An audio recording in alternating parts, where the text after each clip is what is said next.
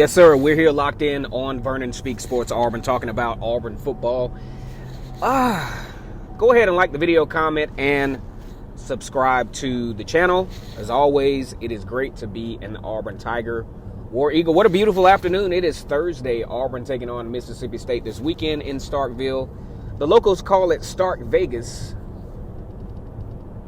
They've actually had some nice upgrades in that particular facility. Has been a tough place for Auburn to play here recently.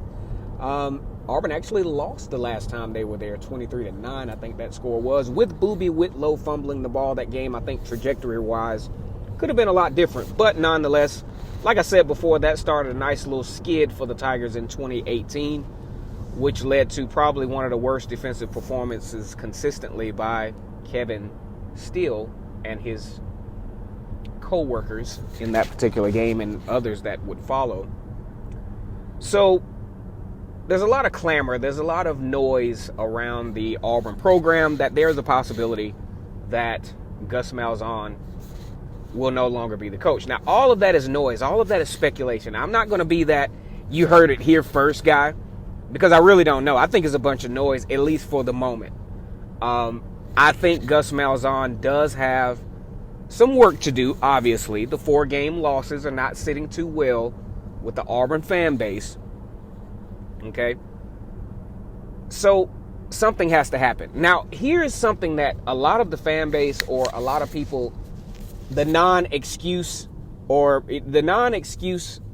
takers, they're not looking for reasoning. They're not looking for cause and effect. They're just looking at, look, these jokers lost this year, okay? 5-4, 10-win SEC schedule. 10-game SEC schedule. Be damned. We wanted to be competing for a championship this year. Now, I want to ask just the casual fan. You're playing in the SEC, and this is not. I'm just giving you what I know, what all of us have seen this year.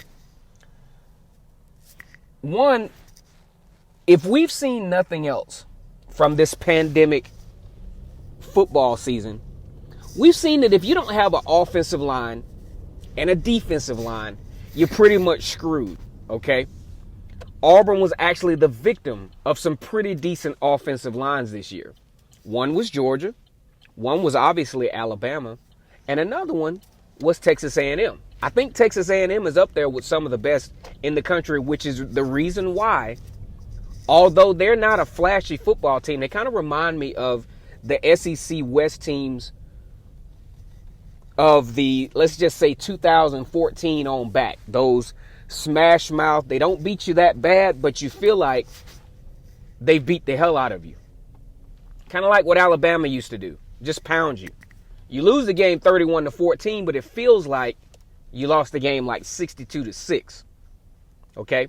So let's get this thing back on track. Gus Malzahn in this particular year, from what I can see, did not have the tools, did not have the experience to at least compete for a national championship, in my opinion.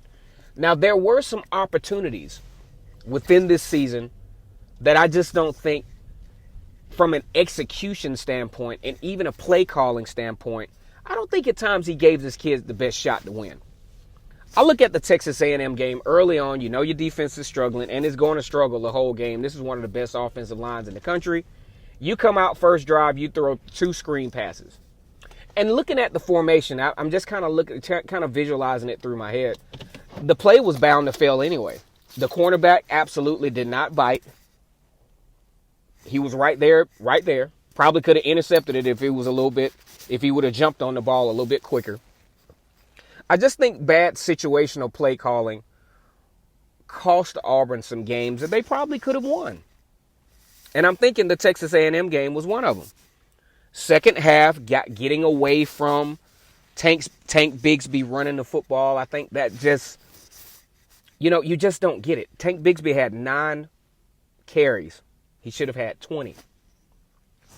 20 carries based on where he was trending, yards per run, would have been a pretty good night for Tank Bigsby and would have been a lot more offensively productive than what Auburn saw in that second half.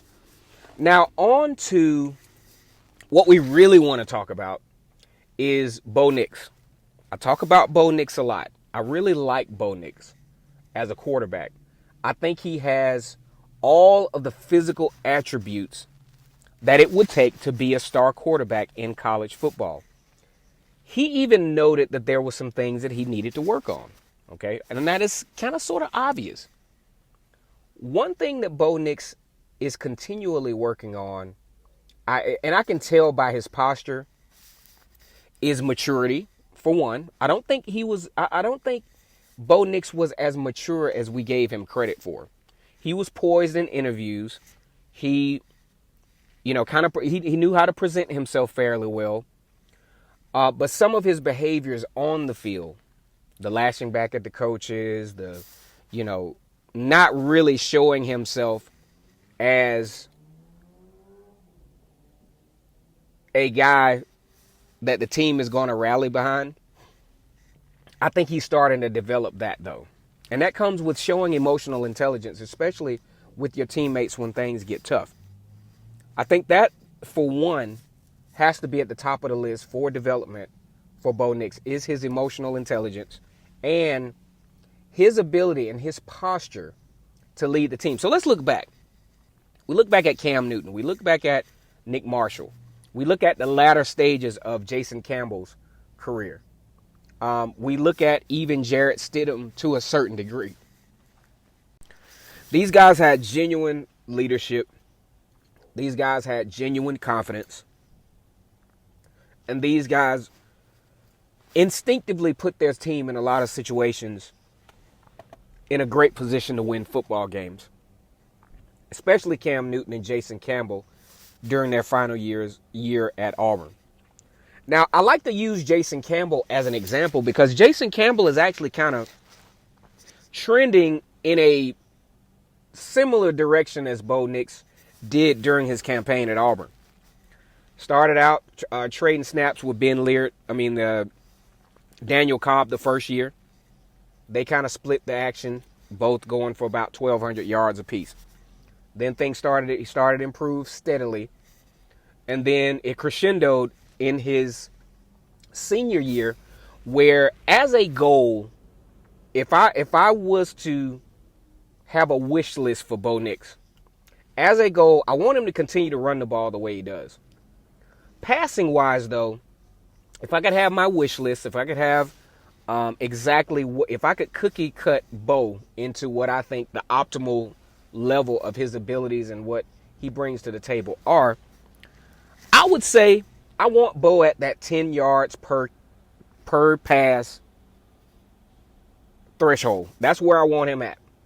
Because if I get him there, based on the number of times he throws the football, assuming that his completion percentage continues to trend in the right direction, which it kind of sort of has, then we're talking about a different conversation. We're talking about a totally different conversation. We're talking about a truly difference-making quarterback at Auburn. Right now, he's around that 7 range. It's an improvement from last year. But I think the little things that he needs to work on during the offseason, of course, reading defenses, kind of sort of learning how to study film and study tendencies of his opponent. That comes with time and that comes with experience. It's a lot different than looking at a high school film because there's not a lot of eye candy going there. But you have variations of, say, the 4-2-5 or the 4-3. You have a spy. You have all these different things that a quarterback has to look at all simultaneously while going through progressions, especially with a anemic offensive line. That's something that's got to help him out. And I think when you start to really, really slow this thing down for Bo, which he's getting close. I see it getting close. I see it coming to a point where I can actually, when I'm watching him, I can trust him. I can trust that he's going to make the right decisions at this point more times than not. Now, at the beginning of the season, South Carolina, Georgia, Kentucky did pretty good there. Alabama, I mean, just a tough game. You can't really, nothing to see there. But now that I'm starting to see Bo Nix coming to his own. And here's the thing. We don't need Bo Nix to be an Auburn legend right now. I think he's putting a lot of pressure on himself to where he has to make every play a spectacular play like what happened against Oregon. I think he's really putting too much stock in the big plays and not enough stock in the little stuff. Like Joe Burrow, for example, he made a living off of little stuff that turned into big stuff eventually. So what Bo Nix has to do is use the little stuff, the 10 yards here, the 15 yards there, being a gunslinger, being a kind of quarterback that gets that defenses have to genuinely account for, especially passing the football. Teams know he's going to run the ball. But on 3rd down and 5 or 6, chances are with the SEC and with Auburn's offensive line, they're not going to be able to run the ball to get the first down. But you put the ball in Bo Nix's hands in 3rd down and say 6 or more, defenses are really not nervous. Because at the moment, he's not equipped for that type of situation to be successful. But I think long term, he probably will be. Give him a spring practice. Give him a spring. Give him another A-Day. Give him a fall camp. Give him a summer camp. Give him genuine reps. I bet you see a different quarterback next year. I'm seeing the progression. This guy is not going to be a flop by any stretch of the imagination. He's an incredible athlete. Good arm. All you got to do is get him down to the fundamentals. I like Bo Nix, guys. Really looking forward to seeing him play this football game. I want to see what little things he improves on. I'm not asking him to have a breakout game this week. I just want to see that. I want to see footprints. I want to see proof of the little things improve. Like I want to see a pass like the one to Eli Stove get completed this time. Okay? That's my time here for now. Go ahead and check out also my prediction video, which I did prior to this one, where we're talking about what the Auburn Tigers might do down in Starkville. Bo Nix actually will have a big part in the success of Auburn, obviously, in that game. Yes, sir, I definitely enjoy you guys. Go ahead and like the video. I love your comments. Just leave your comments. You guys are not super disrespectful and not too sunshine pumperish either, which is cool. I actually had a unique opportunity on Facebook to see who coined that phrase. I wished him a lot of health, happiness, and prosperity for that overused term. Like the video, comment, and subscribe to Vernon Speaks Sports Auburn. And as always, it's great to be an Auburn Tiger, War Eagle.